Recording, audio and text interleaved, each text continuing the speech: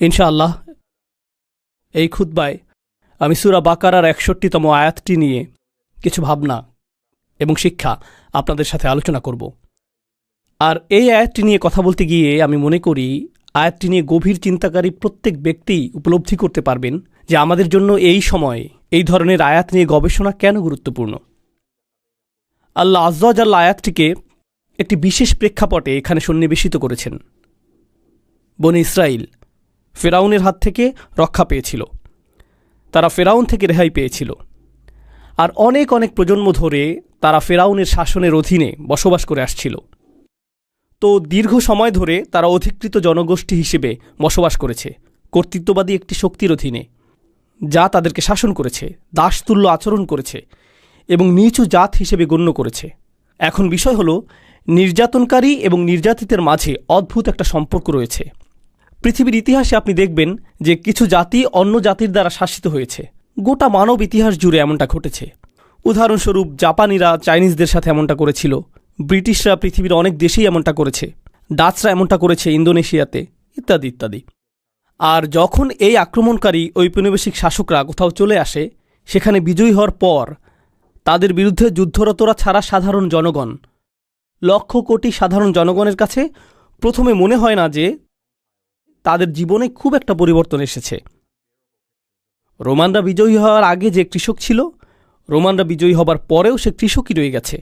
তাদের প্রদত্ত কর হয়তো ভিন্ন কর্তৃপক্ষের হাতে যাচ্ছে, কিন্তু জীবন খুব একটা পরিবর্তিত হয়নি, যুদ্ধের সময়টা বাদে। একইভাবে বিশেষত রোমান সাম্রাজ্য, মঙ্গোলীয় সাম্রাজ্য, অন্য যুদ্ধবাজ জাতিগুলো যারা গোটা পৃথিবী জুড়ে তাদের সাম্রাজ্যকে বিস্তৃত করেছে, তাদের এটা করার একটা পন্থা ছিল এই যে তারা বিদ্যমান অবস্থাতে তেমন একটা পরিবর্তন আনত না। তোমরা তোমাদের কার্যপদ্ধতি বজায় রাখো, যেভাবে চাষবাস করছিলে তা চালিয়ে যাও, বাজার যেভাবে চলছিল তা অব্যাহত রাখো, এখন শুধু অর্থ এই দিকে আসতে হবে, এইটুকুই। তো সাধারণ মানুষের কাছে অর্থনৈতিক পর্যায়ে ক্ষমতার এই রদবদলকে খুব বেশি পরিবর্তন বলে মনে হতো না। কিন্তু বিজয়ী শক্তির জন্য এটাও গুরুত্বপূর্ণ ছিল যে মানুষ যাতে জানতে পারে শহরে নতুন এক কর্তা এসেছে। করের অর্থ নীরবে নিভৃতে ভিন্ন গন্তব্যে সঞ্চালিত হবে এটুকুই যথেষ্ট না, বরং কর্তৃত্বের একটা বহিঃপ্রকাশও থাকতে হবে। মানুষের এটা স্বীকার করতে হবে যে একটি শক্তিধর সাম্রাজ্যের শক্তিধর সম্রাটের অধীনে বসবাস করছে তারা। আর যেভাবে তারা এটা করত তা শুধুমাত্র সামরিক শক্তি প্রদর্শনের মাধ্যমে না, কারণ সেটা ছিল অনেক ব্যয়বহুল। আর সেনাবাহিনী তো মূলত ব্যবহৃত হয় যুদ্ধক্ষেত্রে। সেনাবাহিনী ব্যবহৃত হয় গুপ্তচর বৃত্তির কাজে, গোপন সংবাদ সংগ্রহের কাজে।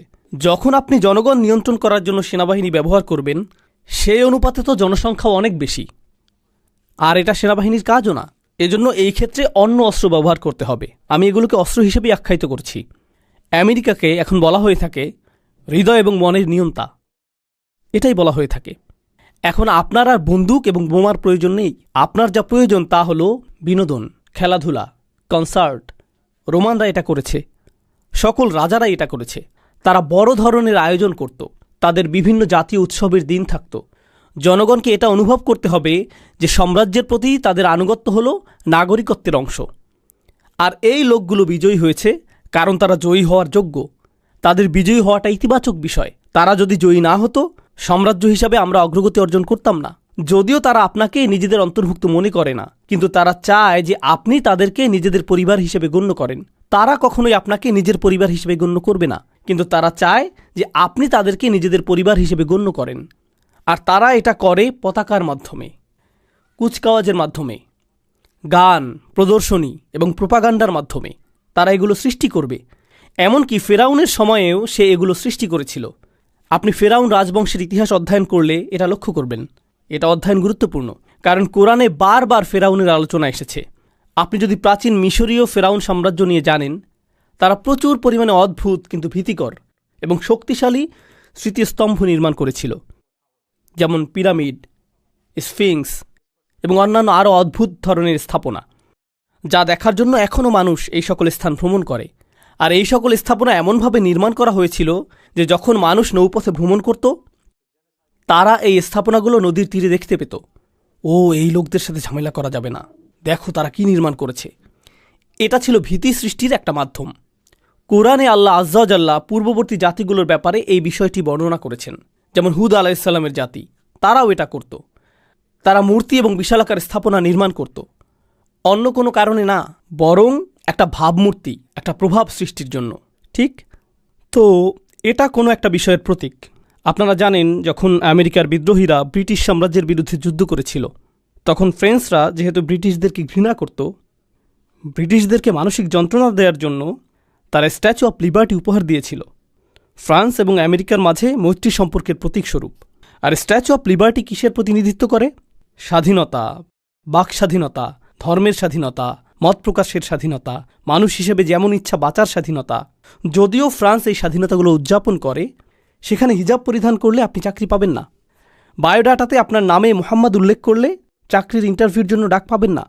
সেই ব্যক্তি যিনি একজন সাদা চুলের, সাদা চামড়ার আলজেরিয়ান, তার নাম আব্দুল করিম, তিনি একটি চাকরির আবেদন করেছেন, কিন্তু তিনি তা পেলেন না।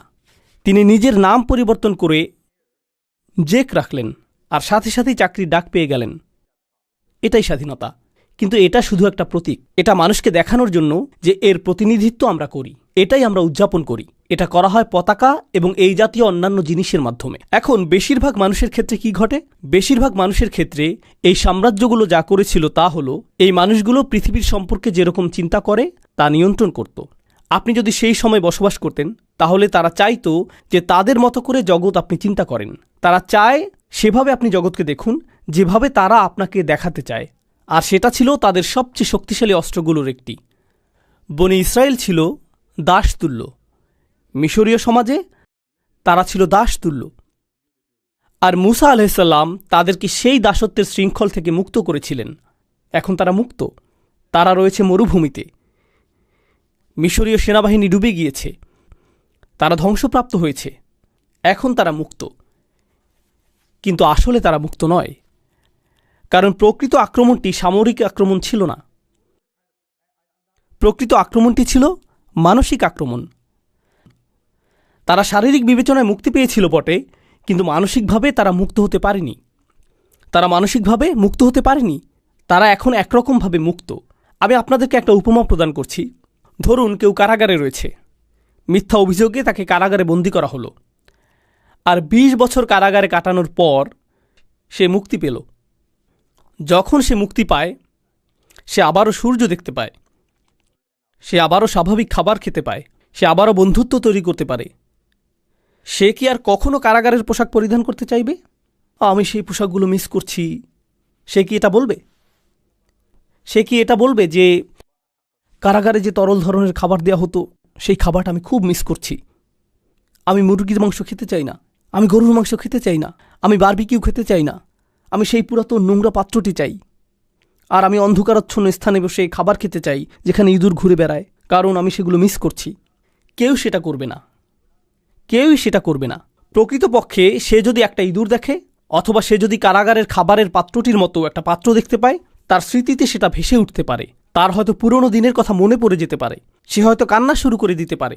তার সেটা মনে পড়ে যায় যখন সে কোনো পুলিশ অফিসারকে দেখে। তার হৃদয়ের মধ্যে আতঙ্ক অনুভব করতে পারে, কারণ সে এই অবস্থার মধ্য দিয়ে গিয়েছে। এমনকি সে কারাগারের পাশ দিয়ে যাতায়াতও করতে পারে না। এটা তার জীবনের ভয়ঙ্কর কালো অধ্যায়ের কথা স্মরণ করিয়ে দেয়। সে ভুলে যেতে চায় এই মানুষটি মুক্তি লাভ করেছে এবং এখন সে মুক্তির স্বাদ উপভোগ করতে চায়। সে স্বাধীনতার স্বাদ উপভোগ করতে চায়। তো মুসা আলাইহিসসালাম তাদেরকে নিয়ে মরুভূমিতে চলে গেলেন। এটা মরুভূমি, কোনো বাগান নয়। এখানে বিচিত্র খাবারের সুব্যবস্থা নেই, এখানে প্রচুর পরিমাণে ছায়া নেই। তো আল্লাহ ছায়ার ব্যবস্থা করলেন। ওয়াযাল্লালনা আলাইহিমুল গমাম, তাই না? ওয়া আনজালনা আলাইকুমুল মান্না ওয়াসসালওয়া। তো আল্লাহ তাদের জন্য মান্না এবং সালওয়া প্রেরণ করলেন। খাবারের ব্যবস্থা হয়ে গেল। টিকে থাকার জন্য প্রয়োজন ছিল পানি, যা এসেছে ১২টি ঝর্ণাধারা থেকে। ফানফাজারাত ইসনাতা আশারাতা আইনা, ১২টি ঝর্ণাধারা দেয়া হয়েছিল। আমিষের ব্যবস্থা করা হয়েছিল, সালোয়ার ব্যবস্থা করা হয়েছিল, এই পাখির ব্যবস্থা করা হয়েছিল। এই পাখি শিকার করে তারা মাংস আহার করতে পারত। আমিষ এবং চর্বির প্রয়োজন পূরণ হলো। মান্না হলো এক ধরনের গম যা তারা উৎপন্ন করত। তো তাদের জন্য শর্করার ব্যবস্থা করা হলো। পানিরও অভাব ছিল না। এটি ছিল পরিপূর্ণ পুষ্টির একটা ব্যবস্থা। তারা সেখানে কোনো সমস্যা ছাড়া টিকে থাকতে পারত পূর্ণ স্বাধীনতা সহকারে। তবে এই মানুষগুলো যারা শারীরিকভাবে মুক্ত হয়েছিল ঠিকই, কিন্তু তখনও মানসিক দাসত্বে আবদ্ধ ছিল। আর ৬১ নম্বর আয়াতে তারা মুসা আলাইহিসসালামের কাছে আসলো। আল্লাহ বলছেন, ওয়া ইয কুলতুম, স্মরণ করো যখন তোমরা মুসাকে বলেছিলে, লান নাসবিরা আলা তাআমিন ওয়াহিদ, আমরা শুধু এক ধরনের খাবার খেতে পারবো না। একই খাবার বারবার খাওয়ার ধৈর্য আমাদের নেই। দুপুরের খাবার কি? মান্না এবং সালোয়া। রাতের খাবার কি? সালোয়া এবং মান্না। একই জিনিস বারবার। আমি আর এটা পারছি না। কাম অন, কিছুটা বৈচিত্র্য নিয়ে আসো। তো তারা মুসা আলাইহিসসালামের কাছে আসলো, আর অভিযোগের এই অংশে তারা বলল, ফাদউ লানা রব্বাক ইখরিজ লানা মিম্মা তুমবিতুল আরদু মিন বাকলিহা ওয়া কিসসাইহা ওয়া ফুমিহা ওয়া আদাসিহা ওয়া বাসলিহা। তারা বলল, কেন তুমি তোমার প্রভুর কাছে দোয়া করছো না? তার উচিত আমাদের জন্য আরও বিচিত্র ধরনের সবজির ব্যবস্থা করা, যেমন ডাল, পেঁয়াজ, কিছুটা তরকারি থাকা তো প্রয়োজন, কিছু মশলা তো থাকা প্রয়োজন। এই জিনিস খেয়ে যেতে পারবো না। আমরা কি আল্লাহর কাছে ভালো খাবারের অর্ডার করতে পারি না? এটাই তারা জিজ্ঞেস করছে। এটা কেন গুরুত্বপূর্ণ? কেন আল্লাহ এই সকল সবজির নাম উল্লেখ করলেন? মজার বিষয় হলো, এইগুলো ছিল মিশরের জনপ্রিয় সবজি, আর তারা তাদের মিশরীয় প্রভুদের সব সময় এই খাবার খেতে দেখেছে। আর তাদের কাছে সেখানে সম্ভবত এটা তো শুধুমাত্র দুইটা খাবারের মিশ্রণ, সেই খাবারের কিছুটা অবশিষ্টও ছিল। আমি আপনাদেরকে উপমা দিয়েছি যে তারা কারাগারের খাবার মিস করে, তাই না? এখন তোমরা মুক্ত হয়ে গিয়েছ, কিন্তু তোমাদের মস্তিষ্ক এখনও কারাগারের মধ্যে রয়েছে, আর তোমরা সেই খাবারই চাইছো যা কারাগারে থাকতে উপভোগ করতে। আর তোমাদের নবীকে জিজ্ঞেস করছো, হ্যাঁ স্বাধীনতাটা চমৎকার, কিন্তু আমরা কি জেলখানার খাবারে আবার ফিরে যেতে পারি? মুসা আলাইহিসসালাম উল্লেখযোগ্য একটা জবাব দিয়েছিলেন। এটা শুধু খাবার নিয়ে ছিল না, এটা শুধু খাবার নিয়ে ছিল না। পৃথিবীর সবচেয়ে শক্তিধর সাম্রাজ্যের অধীনে আমরা বসবাস করেছি। পৃথিবীর অন্য সকল জাতি ফেরাউনের ভয়ে ভীত ছিল। আমাদের ফেরাউনি নাগরিকত্ব ছিল। সর্বশ্রেষ্ঠ পরাশক্তি মিশরের পাসপোর্ট ছিল আমাদের, আমাদের গ্রিন কার্ড ছিল, সব কিছু ছিল আমাদের। এই সব কিছু ত্যাগ করে এখন আমরা মরুভূমিতে এসে পড়েছি। এই পাখি আর রুটি খাচ্ছি, এটাই স্বাধীনতা? এখানেই তুমি আমাদের নিয়ে এসেছ। আমরা পৃথিবীর 1 নম্বর জাতি থেকে পালিয়ে এসেছি, আর তুমি এভাবে আমাদের জীবনযাপন করতে বলছো? লক্ষ্য করুন, তারা 1 নম্বর জাতি ছিল না, তারা ছিল 1 নম্বর জাতির দাস। কিন্তু তাদের চিন্তায় আমরাই 1 নম্বর জাতি। কারণ মিশরীয় প্রভুরা তাদের মধ্যে এই ধারণা সৃষ্টি করেছিল যে তারা সেই সাম্রাজ্যের অংশ, যদিও আপনি আসলে একটা পতঙ্গ যা তারা তাদের পায়ের নিচে পিষ্ট করে। আপনি আসলেই পতঙ্গ ছিলেন যা তারা পিষ্ট করে। তারা এমনটাই ছিল। উদাহরণস্বরূপ, আমেরিকার রাজনীতিতে কিছু মানুষ ডোনাল্ড ট্রাম্পের জন্য পাগল ছিল, তার জন্য তারা উন্মত্ত ছিল। অনেক খ্রিস্টানরা জিসাসের চেয়েও ট্রাম্পের প্রতি বেশি আগ্রহী ছিল, আমরা এটা দেখেছি। আর এই মানুষগুলোর ঠিকমতো বিদ্যুৎ বিল পরিশোধ করতেও কষ্ট হয়ে যায়। তারা কোনো রকমে টিকে আছে, কিন্তু যখন ট্রাম্প আসে, আমরা আপনাকে ভালোবাসি, আর সে বলে আমিও তোমাদেরকে ভালোবাসি, সে আপনাদের কাউকেই ভালোবাসে না। কিন্তু সে অত্যন্ত সফলভাবে আপনাদের মাঝে এই ধারণা সৃষ্টি করেছে যে তাকে আপনাদের ভালোবাসা উচিত। সে সফলভাবে এটা করেছে। এটা ফেরাউনের কৌশল, ইতিমধ্যে এটা উল্লেখ করা হয়েছে। তো তারা ছিল দাস, কিন্তু সেখান থেকে মুক্তি পেয়েও সেই পুরাতন জিনিসই তারা চাইছে। ঔপনিবেশিক প্রভু তাদেরকে যা দিয়েছিল তাই তারা চায়। তারপর মুসা আলাইহিসসালাম বললেন, ইহবিতু মিসরান। এখানে মিশ্রণ শব্দটি আসলেই উল্লেখযোগ্য একটা শব্দ। আরবি ভাষায় মিশ্রণ অর্থ হল গ্রামীণ উন্মুক্ত এলাকা। এখানে বলা যেত বালাদান, আরদান অথবা ওয়াদিয়ান, এই ধরনের যে কোনো শব্দই বলা যেত, কিন্তু আল্লাহ মিশ্রণ শব্দটি বাছাই করেছেন তানবিন সহকারে। মিশ্রণ এর শেষে নুন ধ্বনিটি শুনতে পাওয়া যায়, মিশ্রণ। কিন্তু মিশরের জন্য আরবিতে ব্যবহৃত শব্দটি হল মিশ্র, তানবিন ছাড়া। এটাকে বলা হয় মামনু মিনাস সরফ। তো দুটি শব্দ দেখতে খুবই কাছাকাছি, কিন্তু তারা একই অর্থ প্রকাশ করছে না। আপনি যদি মিশ্র অথবা মিশ্রু বলেন, এটা মিশর, কিন্তু যদি মিশ্রণ অথবা মিশ্রুন বলেন, এটা গ্রামীণ উন্মুক্ত এলাকা। কিন্তু শব্দ দুটি খুবই কাছাকাছি।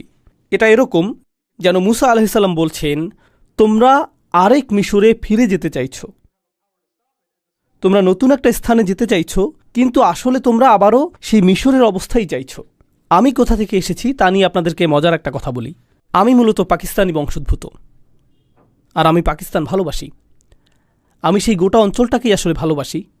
সেই অঞ্চলটির ইতিহাসের প্রসঙ্গে বলতে গেলে, বিশেষত বিশ্ববিদ্যালয় এবং হাই স্কুলের যেই ছাত্ররা এখানে রয়েছেন, আমি চাই যে আপনারা একটা বই পড়েন, বিশেষত যদি আপনি দক্ষিণ এশিয়া থেকে এসে থাকেন, যদি আপনি ভারত, পাকিস্তান, বাংলাদেশ, আফগানিস্তান, এমনকি শ্রীলঙ্কা এবং সেই অঞ্চলের অন্যান্য দেশ থেকে এসে থাকেন, আপনি বইটি পড়েন। বইটির নাম Islam and the English Enlightenment. Islam and the English Enlightenment. আমি চাই যে আপনি এই বইটি পড়েন। তো মূল কথায় আসি, ব্রিটিশরা ভারতকে উপনিবেশ করেছিল। তারা হিন্দু, মুসলিম, শিখদেরকে একটা সময় ধরে শাসন করেছে। ভারতীয়রা স্বাধীনতা আন্দোলন করেছে, বিশেষত মুসলিমরা লড়াই করেছে। দীর্ঘ সময় এতে কোনো ফল হয়নি। এদের তো পরস্পর শত্রু হওয়ার কথা ছিল।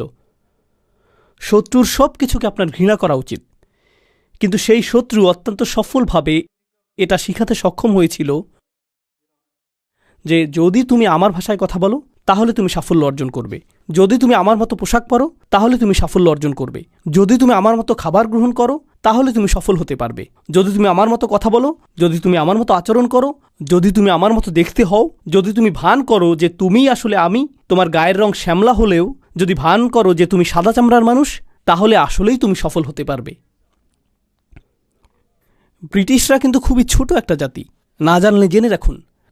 আমি অনেকবার ইংল্যান্ডে গিয়েছি। আপনি গাড়ি চালিয়ে কয়েক ঘন্টার মধ্যেই গোটা দেশটি অতিক্রম করতে পারবেন। যখনই আমি গাড়ি চালিয়েছি দেখেছি যে এর বেশিরভাগই ফসলের জমি। একটা শহর ফসলের জমি, আরেকটি শহর ফসলের জমি। আমি এটা দেখেছি আর বলেছি, ইয়া আল্লাহ, কোথায় এই লোকগুলো আর কোথায় গোটা পৃথিবী, কিভাবে এটা সম্ভব হয়েছে? আর আপনি যদি ইংল্যান্ডের ইতিহাস পাঠ করেন, তারা একে অপরকে হত্যা করতে উদ্যত হয়েছিল। তাদের রাজারা একে অপরকে হত্যা করতে উদ্যত হয়েছিল। আর তারা সেখান থেকে এমন এক সময় শুরু করে যখন তাদের গোটা সেনাবাহিনী এমনকি ৬০-৭০ হাজারও ছিল না। যদি আপনি বাড়িও ধরতে চান, বড়জোর তাদের সৈন্য ছিল ২ লাখ, আর মুঘল সৈন্য ছিল অনেক বেশি। ২০ থেকে ৭০ লাখের মধ্যে এই সংখ্যা উঠানামা করত। কিভাবে এটা ঘটল? এটা সামরিকভাবে ঘটেনি, ভিন্ন কিছু সেখানে ঘটে যাচ্ছিল। আর আমাদের জানতে হবে যে এই আধিপত্য কিভাবে কাজ করে। হ্যাঁ, সামরিক বিষয়টাও রয়েছে, কিন্তু এখানে অন্য প্রক্রিয়া, অন্য অস্ত্রও ব্যবহৃত হয়েছে।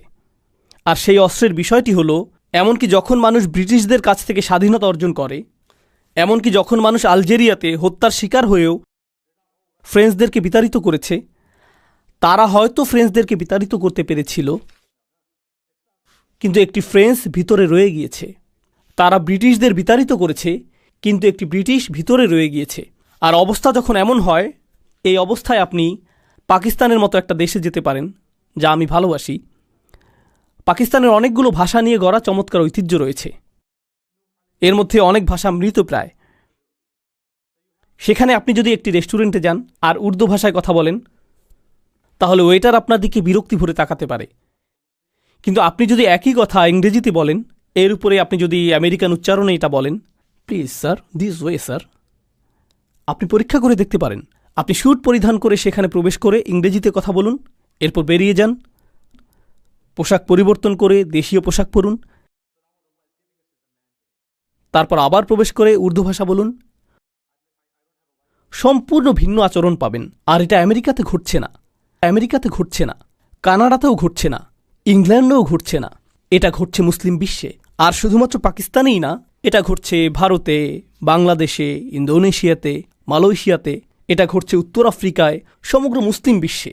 জানেন মূলত বিষয়টা কি? আমরা আমাদেরকে মুক্ত করেছি, আমরা এটা করেছি, কিন্তু আসলেই কি আমরা করেছি? এটা এমন যেন আমরা আরেকটি মিশর চাইছি। আপনি আরেকটি মিশর চাইছেন।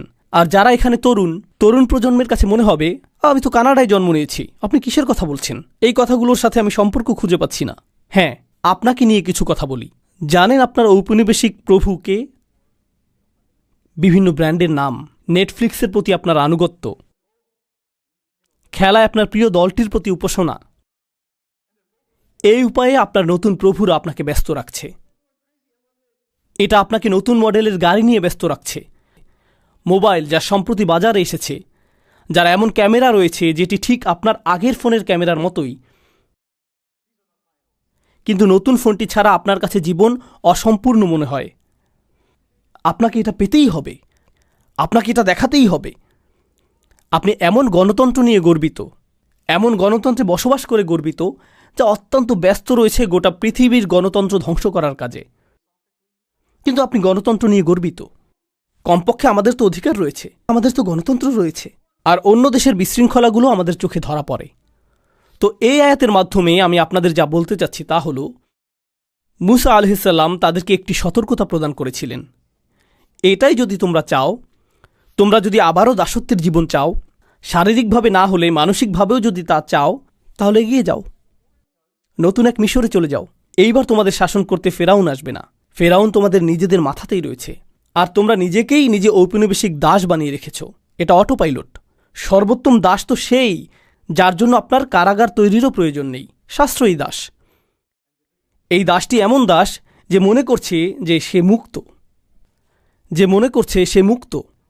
এটা সহজতম পন্থা। এটা অসাধারণ। ব্যাংকিং ব্যবস্থা উন্নতির আগে এবং কর ব্যবস্থার উন্নতির আগে একটা সময় ছিল যখন রাজা সৈন্য প্রেরণ করত।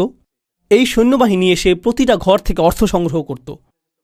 পদ্ধতিটা এখন অনেক স্মার্ট হয়ে উঠেছে।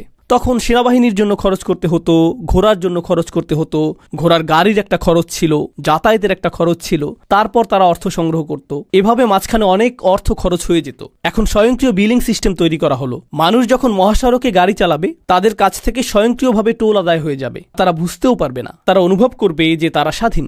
রাস্তার দৃশ্যটি কত চমৎকার। তারা এভাবে ডাকাতির শিকার হয়েও হাসতে থাকবে। তারা হাসতে থাকবে যখন আয়ের উপর কর প্রদান করবে। এক বোতল দুধ কেনার জন্য তারা কর প্রদান করবে, তারপর সেই বোতল রিসাইকেল করার জন্য আবার কর প্রদান করবে। একটি গাড়ি কিনতে, গাড়িটি পার্ক করতে, নষ্ট গাড়িটি সারাতে তারা কর প্রদান করবে। আমরা শুধু তাদের অর্থ নিতেই থাকব, আর তারা হাসতে থাকবে আর বলবে, এটা তো চমৎকার। এটা ফেরাউনের চেয়েও অনেক কার্যকর দাস ব্যবস্থা। ফেরাউন এটা দেখলে গর্বিত হতো। ফেরাউনও বলতো, এটা অসাধারণ। ইহবিতু মিসরান ফাইন্না লাকুম মা সাআলতুম। আর আপনি যদি এই মানসিক দাসত্ব থেকে মুক্ত হতে না পারেন, এর পরিণাম কি? আলোচনাটি আমি আর দীর্ঘায়িত করতে চাই না, হাতে সময় সীমিত। শুধু একটা বিষয় বলছি। আল্লাহ বলেছেন এর পরিণতি কি? এটা সহজ। কোরআনে অনেকগুলো নিয়ম বা বিধান রয়েছে। আপনারা মাধ্যাকর্ষণ নিয়ম সম্পর্কে জানেন, আপনারা পদার্থবিজ্ঞানের নিয়ম সম্পর্কে জানেন, আপনারা প্রজ্বলনের নিয়ম সম্পর্কে জানেন, আপনারা রসায়নের নিয়ম সম্পর্কে জানেন, আপনারা শরীরতত্ত্ব সম্পর্কে জানেন।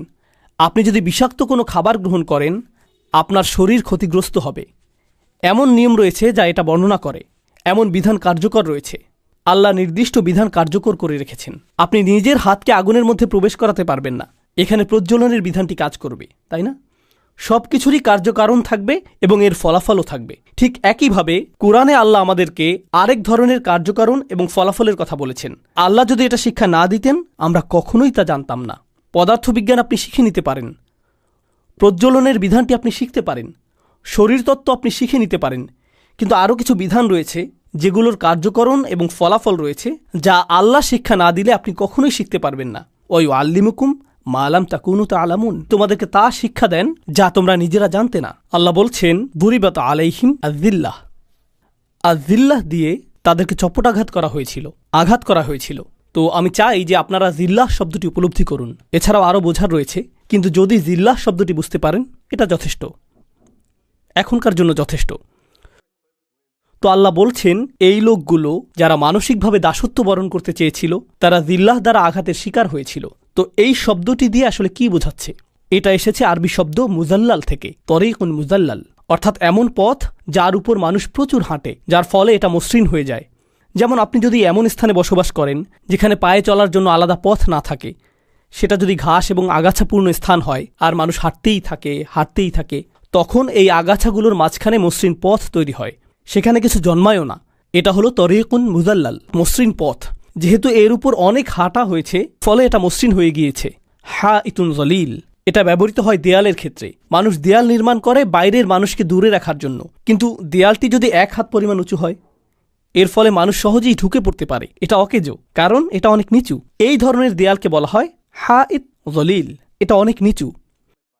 এভাবে বাইতুন জলিল, যখন আপনি বাড়ি কিনেন, আপনি তা কিনতে চান উঁচু জায়গার উপর, কিছুটা উঁচু স্থানে, কারণ যখন বৃষ্টি নামবে পানি গড়িয়ে নেমে যাবে।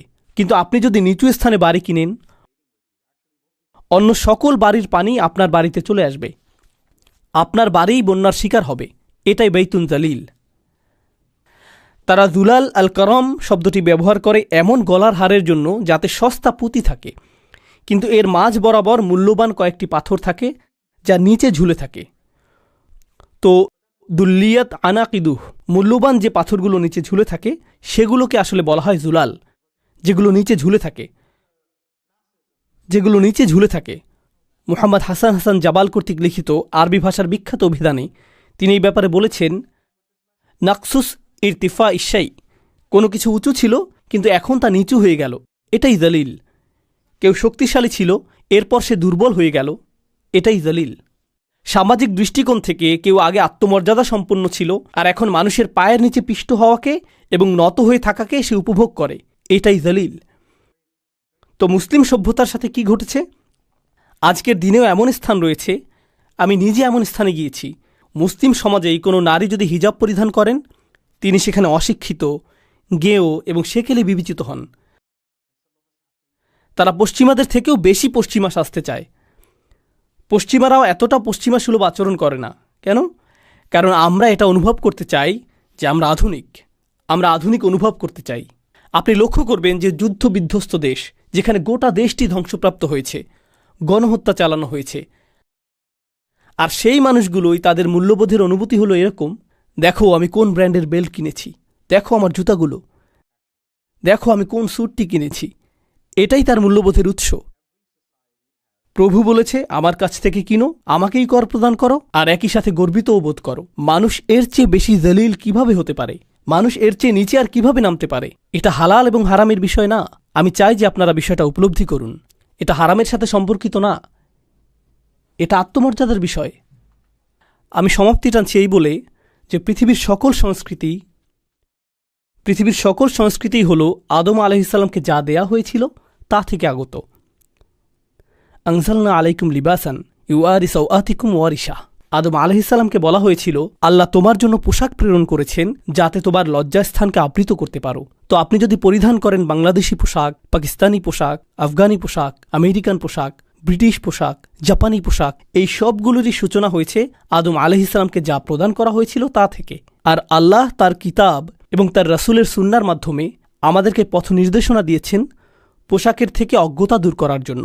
আপনি পরিশীলিতভাবে জাপানি পোশাকও পরতে পারেন, আপনি পরিশীলিতভাবে আমেরিকান পোশাকও পরতে পারেন, চাইনিজ অথবা অন্য যে কোনো জাতির পোশাকই পরতে পারেন।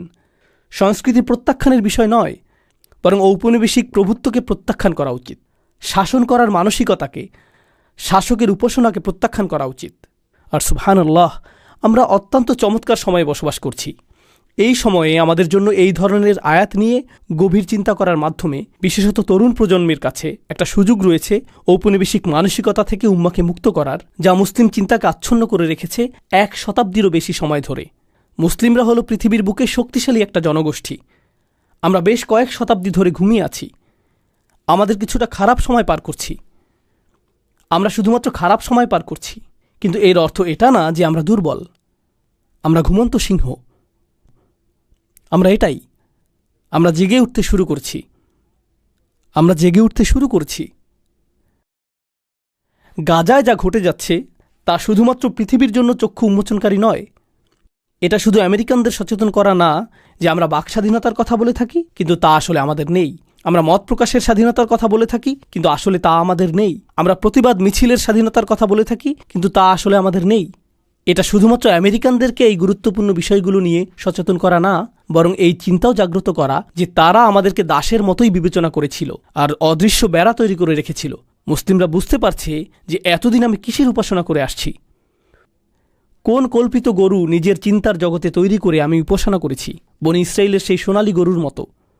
এখন আর এটা সোনালী গরু হতে হবে সেটা জরুরি না। এটা হতে পারে যে কোনো কিছুর সোনালী লোগো, এটা হতে পারে এই সোনালী নাইকি, হতে পারে সোনালী ফেরারি, সোনালী অ্যাডিডাস, এগুলো সবই সোনালী গরু। আজকের যুগে এগুলোই সোনালী গরু। পৃথিবীর সকল সামেরিরা এগুলো নির্মাণ করে যাচ্ছে। তো আমি মনে করি যে এটা নতুন একটা সূচনা, এটা নতুন জাগরণের সূচনা। আমরা এখন আর সাংস্কৃতিক আগ্রাসনের শিকার হব না। আমরা নিজেদেরকে প্রকাশিত করতে পারি এবং নিজেরাই চিন্তা করতে পারি, আর আমরা সত্য ছাড়া অন্য কিছুর অনুগত হব না। আমরা পৃথিবীকে সত্য প্রত্যক্ষ করার আমন্ত্রণ জানাতে পারি, এমন কারো চোখ দিয়ে দেখা থেকে বিরত থেকে যে এতদিন নিয়ন্ত্রিতভাবে কারসাজি করে সত্য গোপন করে এসেছে। আল্লাহ আজ্জা ওয়া জাল্লা আমাদের হৃদয় এবং মনকে মুক্তি দান করুন। বিশেষভাবে এই প্রজন্মকে আল্লাহ সামর্থ্য দান করুন যারা উম্মাকে ঔপনিবেশিক সেই প্রভুত্ব থেকে মুক্ত করবে যা এখনও ভিতরে রয়ে গিয়েছে, যা বহির্গত প্রভুত্ব থেকে কোনো অংশে কম নয়। বারাকাল্লাহু লি ওয়া লাকুম ফিল কুরআনিল হাকিম ওয়া নাফা'নি ওয়া ইয়্যাকুম বিল আয়াতি ওয়া যিকরিল হাকিম।